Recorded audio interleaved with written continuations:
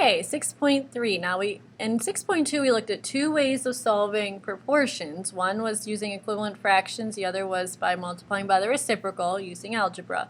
This third way is using cross products. So let's first review what a proportion is and what ratios are. Ratio could be something like this, 3/4. When I set it equal to another ratio, such as 15/20, I now have a proportion.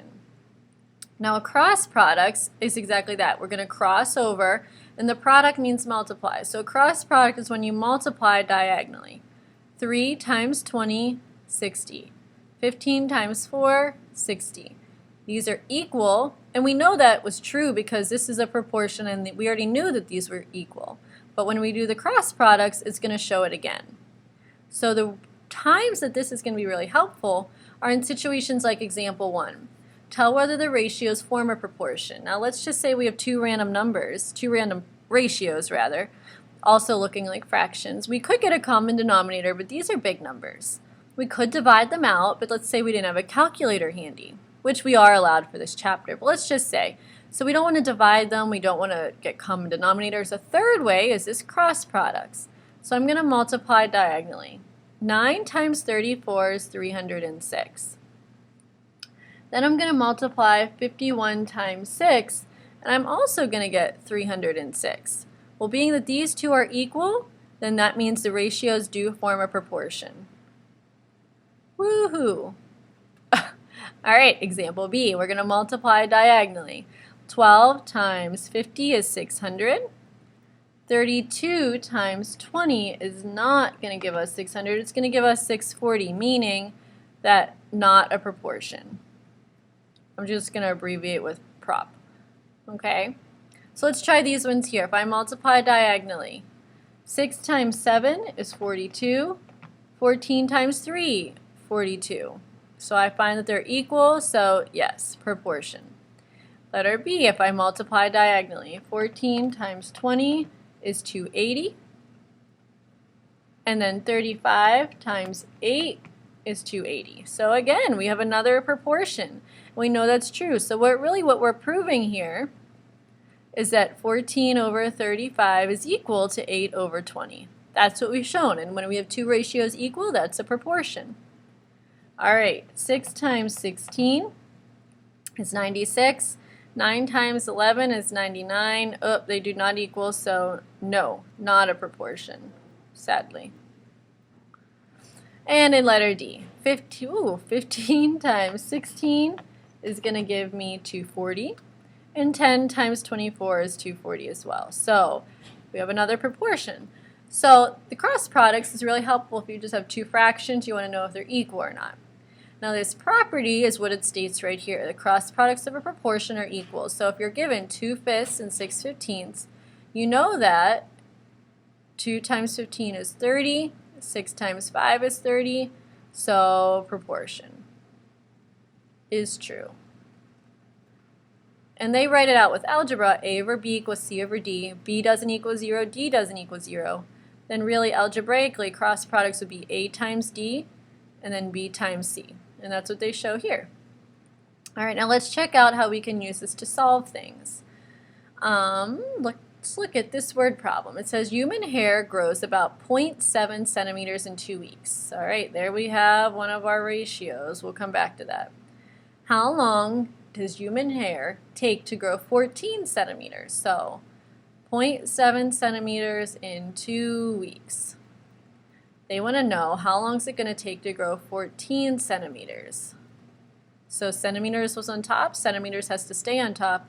We're solving for weeks, so that's in the denominator, has to stay in the denominator. All right, now we're ready to solve. I'm going to rewrite this problem without my labels, without my units written in, so that it's not as cumbersome. And I'm going to use cross multiplying. Okay, so 0.7 times x is 0.7x. 14 times 2 is 28. I'm going to get x by itself, so I divide by 0.7, divide by 0.7, and x is equal to 40. So it's going to take 40 weeks, which is about 10 months, for hair to grow 14 centimeters. Now that's on average, but that's a long time, 10 months just to grow 14 centimeters. So it's precious stuff. All right, let's try this cross products to solve for missing variables. Notice here the variables are in the denominator. When you have variables in the denominator, cross products is definitely the best way to go, unless you can do equivalent stuff. So we're going to practice cross products. 18 times t is 18t. 42 times 3 is 126. Now I want to get t by itself, so I divide by 18, divide by 18. Those cancel. T comes down, and 126 divided by 18 is just 7. All right, let's try letter B. I'm going to do my cross multiplying. 16 times 45 is going to give me 720.